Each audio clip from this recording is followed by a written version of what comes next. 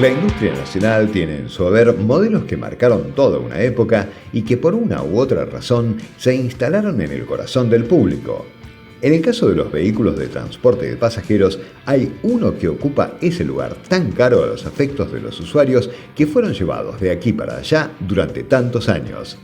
El Mercedes-Benz LO 1114. Ese clásico de los colectivos está festejando las 5 décadas desde la salida de la producción de su primera unidad del Centro Industrial de Mercedes-Benz ubicado en Virrey del Pino, partido de La Matanza. Comenzamos con las palabras de Gustavo Lopresti, asesor técnico de ventas de Mercedes-Benz Argentina, que se refiere a los inicios del modelo cuyo chasis originalmente nació para camión. El 1114 como camión se comenzó a fabricar en el año 1967. Hubo un periodo en donde empieza a pensarse en un bus y entonces arranca primero lo que se conoce como el 1112, que tenía un motor con un poco menos de potencia.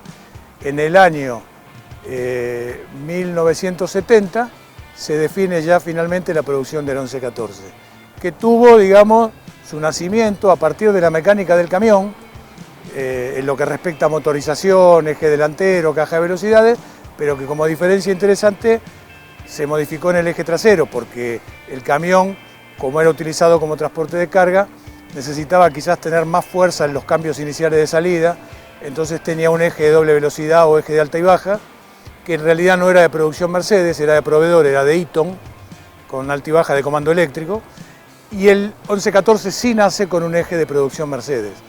Destacando que en ese momento, además, nuestro 1114 tenía casi un 97-98% de componente nacional, porque se industrializaba realmente, ¿no? Se maquinaba el eje, se maquinaba la caja, se maquinaba el motor, se armaba, y las piezas que no eran producidas en la fábrica nuestra de González Catán, en general también eran de proveedor nacional, digamos. Prácticamente era muy poco lo que podía venir de afuera.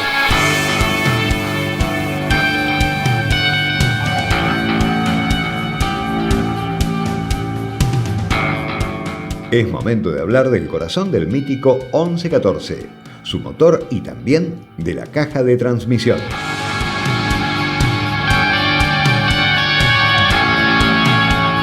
Para el 1114 se utilizó una serie de un motor de inyección directa que fue el OM352, que era un motor de aproximadamente 140 caballos de fuerza, 6 cilindros en línea, a eso le seguía un embrague de 280 milímetros de diámetro, un embrague bastante fuerte y de buena, digamos, capacidad para la época. Le seguía una caja de velocidades que en principio fue la G336.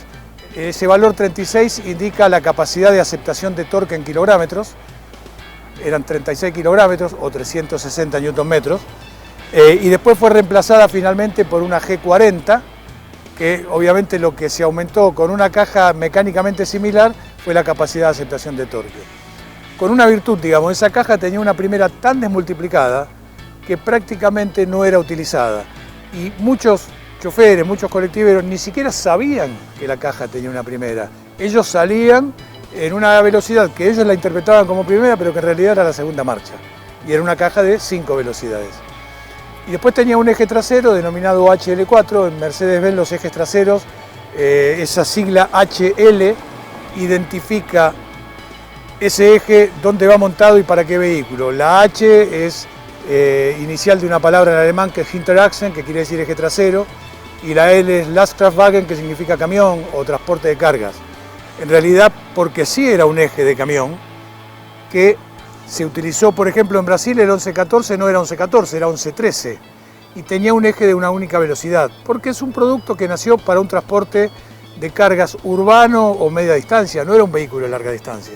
Acá en Argentina se dio la particularidad de que le pusieron un eje de doble velocidad y lo empezaron a utilizar como un vehículo de transporte de carga de larga distancia con 45 toneladas. O sea que hasta en eso fue muy robusto, ¿no? Porque era un vehículo que como mucho se podía pensar para unas 25 o 26 toneladas de arrastre, 27, y se lo usaba con 45. Con lo cual en el colectivo, digamos, estuvo más que bien porque no se llegaba a esa capacidad de carga.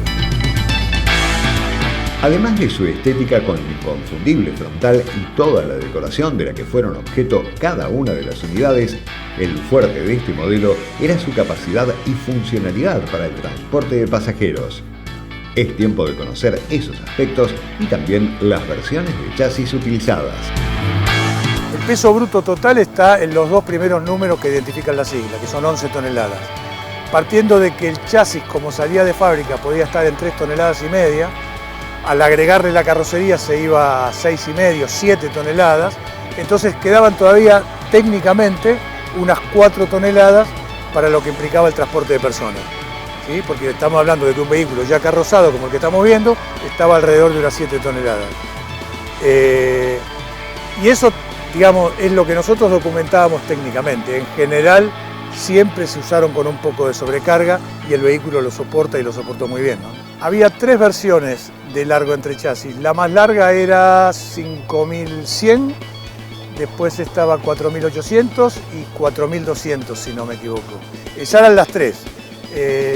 La más larga se usaba muy poco y la que más se llegó a utilizar fue la del medio, la de 4800, ¿no? También alguna de 4200, pero la mayoría 4800. Por eso el nacimiento fue en el año 1970, la fecha la verdad que no la podía precisar, y el último que salió fue en el año 1988, cuando cambia la línea a lo que hoy vemos en la Ciudad de Buenos Aires, que son los vehículos frontales.